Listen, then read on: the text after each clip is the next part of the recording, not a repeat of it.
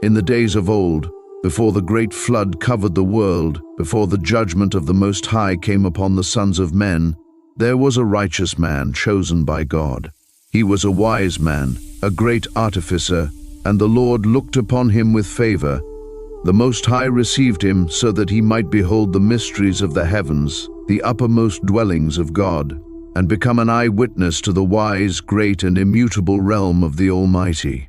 He would see the stations of the Lord's many-eyed servants brighter than the sun, the inaccessible throne of the Lord seated in boundless light, the degrees and manifestations of the elements in divine order, the various apparitions and the inexpressible singing of the cherubim, and the glory that no human eyes had ever seen. His name was Enoch, son of Jared, and he revealed the truth about the 10 heavens. The Lord brought him there, and everything he saw, he recorded in the second book of Enoch. Now, let us uncover his divine journey. At that time, he said, when my 165th year was completed, I begat my son, Methuselah. After this too I lived 200 years and completed all the years of my life, 365 years. On the first day of the month, I was in my house alone and was resting on my bed and slept. And when I was asleep, great distress came up into my heart, and I was weeping with my eyes in the sleep. And I could not understand what this distress was or what would happen to me. And there appeared to me 2 men, exceeding big, so that I never saw such on earth. Their faces were shining like the sun. Their eyes too were like a burning light, and from their lips was fire coming forth. With clothing and singing of various kinds in appearance, purple, their wings brighter than gold, their hands whiter than snow, they were standing at the head of my bed, and began to call me by my name. And I rose from my sleep and saw clearly those 2 men standing in front of me. And I saluted them, and was seized with fear, and the appearance of my face was changed from terror. And those men said to me, Have courage, Enoch, do not fear. The eternal God sent us to you, and lo, you shall today ascend with us into heaven. And you shall tell your sons and all your household all that they shall do without you on earth, in your house, and that no one seek you, till the Lord return you to them. And I made haste to obey them, and went out from my house and made to the doors, as it was ordered me, and summoned my sons, Methuselah, Regem, and Gadad, and made known to them all the marvels those men had told me. Listen to me, my children. I know not whether I go or what will befall me. Now therefore, my children, I tell you, turn not from God before the face of the vain, who made not heaven and earth, for these shall perish, and those who worship them. And may the Lord make confident your hearts in the fear of him. And now, my children, let no one think to seek me until the Lord return me to you. And it came to pass, when Enoch had told his sons, that the angels took him on their wings and bore him up unto the first heaven, and placed him on the clouds. And there I looked, and again I looked higher and saw the ether. And they placed me on the first heaven, and showed me a very great sea, greater than the earthly sea. They brought before my face the elders and rulers of the stellar orders, and showed me 200 angels who ruled the stars and their services to the heavens, who fly with their wings and come round all those who sail. And here I looked down and saw the treasure houses of the snow, and the angels who keep their terrible storehouses, and the clouds once they come out and into which they go. Then they showed me the treasure house of the dew, like oil of the olive, and the appearance of its form was as of all the flowers of the earth. Further, many angels were guarding the treasure houses of these things, and how they were made to shut and open. Then those men took me and led me up onto the second heaven, and showed me darkness greater than earthly darkness. And there I saw prisoners hanging, watching, and awaiting the great and boundless judgment. These angels were dark, looking more terrible than earthly darkness, and they were incessantly weeping through all hours. And I said to the men who were with me, Wherefore are these incessantly tortured? They answered me, These are God's apostates, who obeyed not God's commands, but took counsel with their own will, and turned away with their prince, who also is fastened on the 5th heaven. And I felt great pity for them, and they saluted me and said to me, Man of God, pray for us to the Lord. And I answered them, "Who am I, a mortal man, that I should pray for angels? Who knows where I go or what will befall me, or who will pray for me?"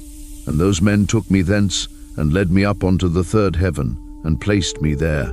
And I looked downwards and saw the produce of these places, such as has never been known for goodness.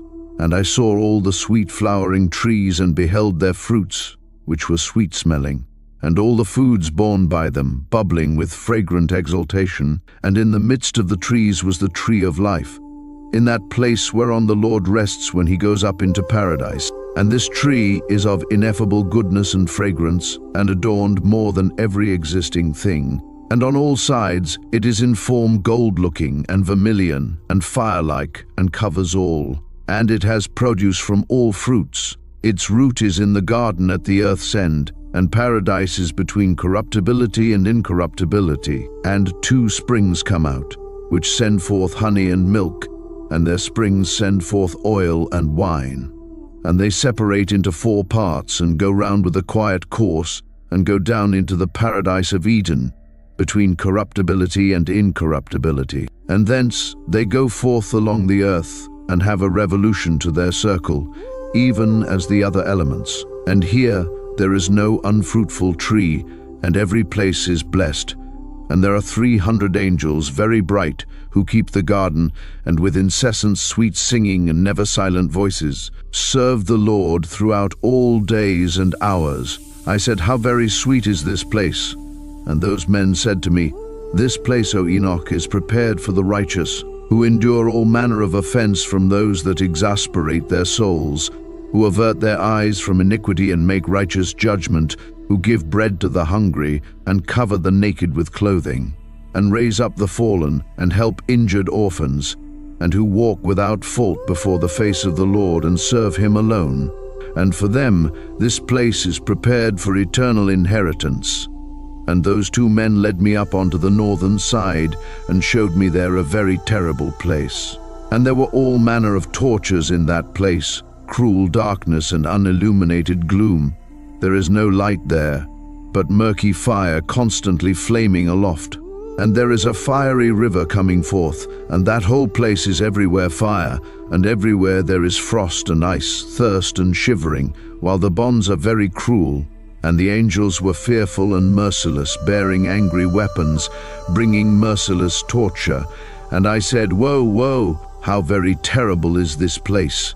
And those men said to me, "This place, O Enoch, is prepared for those who dishonor God, those who on earth practice sin against nature, which is child corruption, after the sort of mythic fashion, those who engage in magic-making, enchantments, and devilish witchcrafts, those who boast of their wicked deeds, stealing, lying, causing calamities, and spreading envy, rancor, fornication, and murder, those who are accursed and steal the souls of men, those who, seeing the poor, take away their goods and enrich themselves, injuring others for the sake of material gain, those who, being able to satisfy the hungry, instead let them die of starvation, those who, being able to clothe the naked, instead leave them to suffer, those who knew not their Creator, and bowed down to soulless and lifeless gods who can neither see nor hear, vain gods who also built human images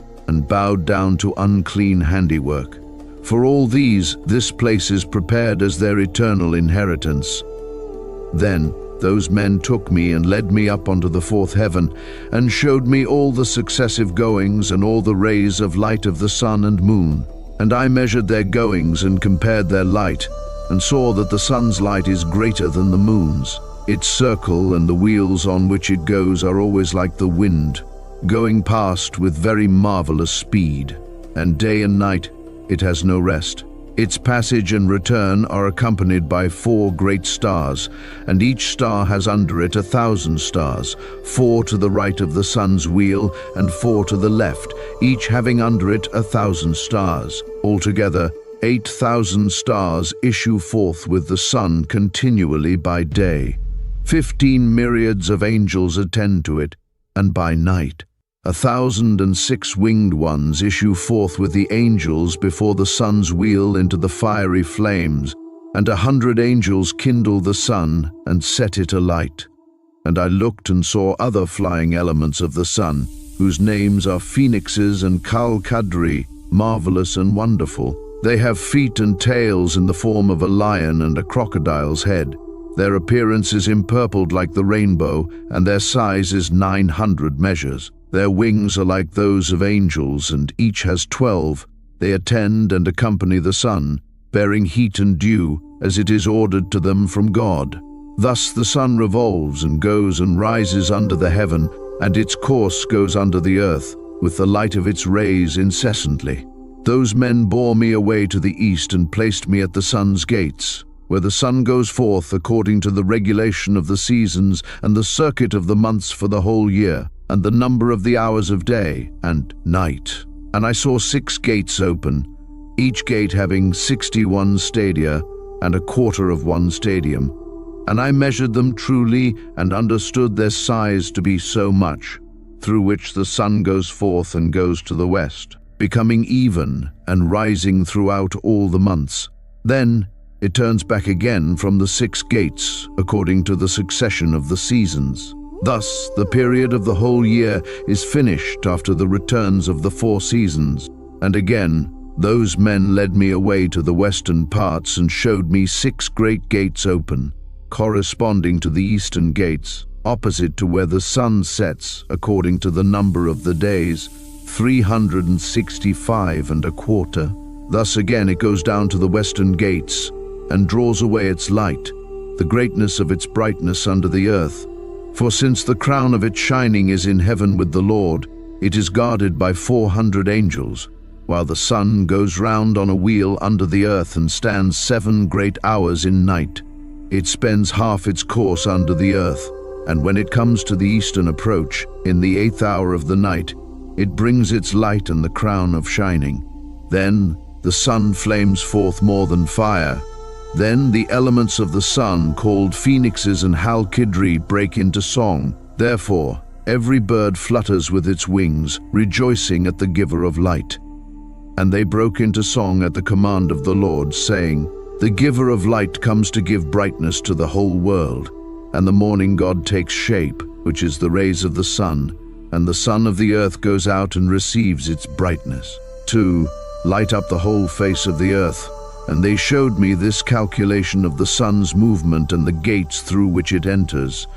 These are the great gates of the calculation of the hours of the year. For this reason, the sun is a great creation, whose circuit lasts 28 years and then begins again from the beginning. Those men showed me the other cause, that of the moon, 12 great gates, crowned from west to east, by which the moon goes in and out at customary times. It goes in at the first gate to the western places of the sun, by the first gate with 31 days exactly, by the second gate with 31 days exactly, by the third gate with 30 days exactly, by the fourth gate with 30 days exactly, by the fifth gate with 31 days exactly, by the sixth gate with 31 days exactly, by the seventh gate with 30 days exactly, by the eighth gate with 31 days perfectly, by the ninth gate with 31 days exactly, by the 10th gate with 30 days perfectly, by the 11th gate with 31 days exactly, by the 12th gate with 28 days exactly. And it goes through the western gates in the order and number of the eastern gates, and accomplishes the 365 and a quarter days of the solar year, while the lunar year has 354 days. And they are wanting to it 12 days of the solar circle, which are the lunar epochs of the whole year. Thus, the great circle contains 532 years. The quarter of a day is omitted for 3 years, the fourth fulfills it exactly. Therefore, they are taken outside of heaven for 3 years, and are not added to the number of days, because they change the time of the years to 2 new months towards completion and 2 others towards diminution. And when the western gates have finished, it returns and goes to the eastern gates, to the lights, and goes thus day and night, about the heavenly circles, lower than all circles, swifter than the heavenly winds, spirits, elements, and angels flying. Each angel has 6 wings, and it has a 7-fold course in 19 years. In the midst of the heavens I saw armed soldiers serving the Lord with tympana and organs, with incessant voice, sweet voice, and various singing, which it is impossible to describe, and which astonishes every mind. So wonderful and marvelous is the singing of those angels, and I was delighted listening to it. Then the men took me up to the fifth heaven and placed me there, and I saw many and countless soldiers called Grigori, of human appearance, and their size was greater than that of great giants. Their faces were withered, and the silence of their mouths was perpetual, and there was no service on the fifth heaven. I said to the men who were with me, "Wherefore are these very withered? Why are their faces melancholy and their mouths silent?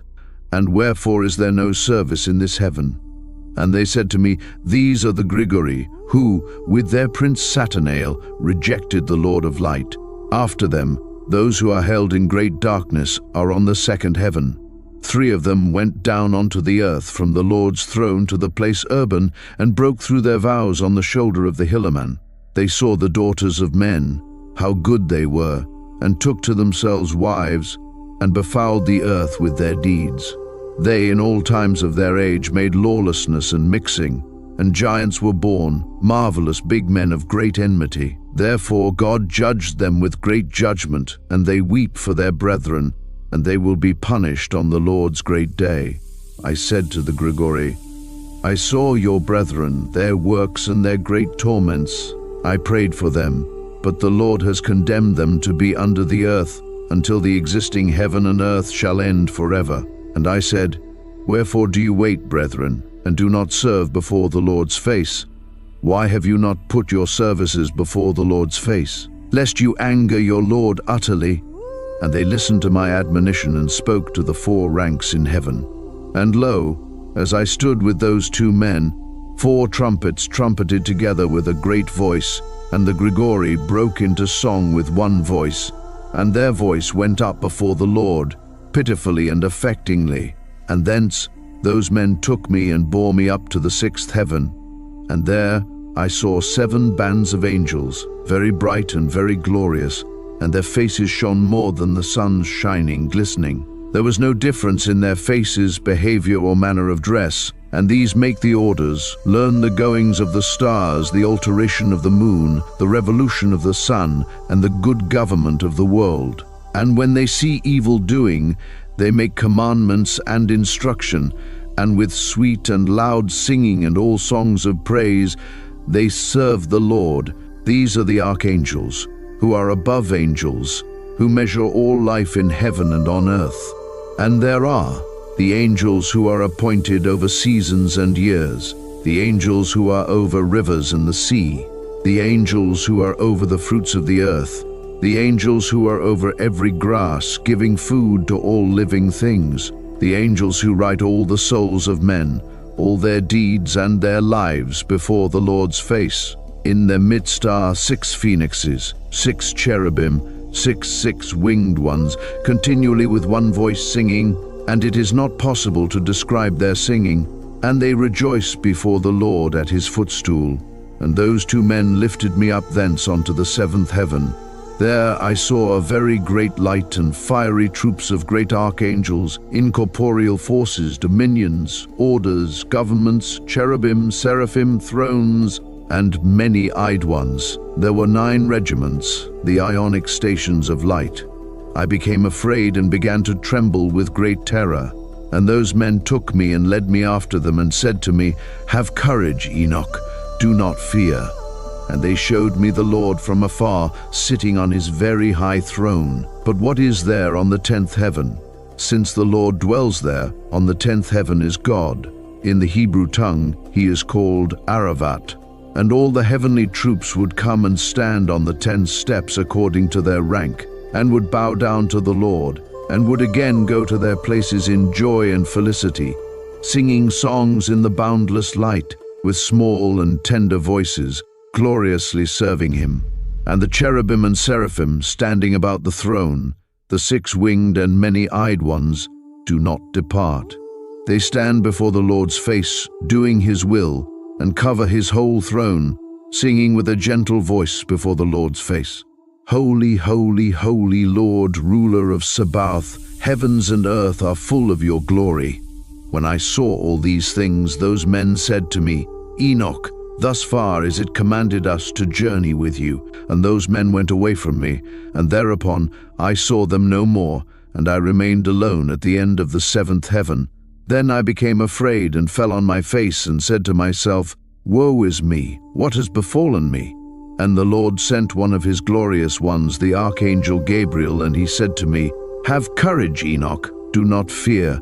Arise before the Lord's face into eternity. Arise, come with me.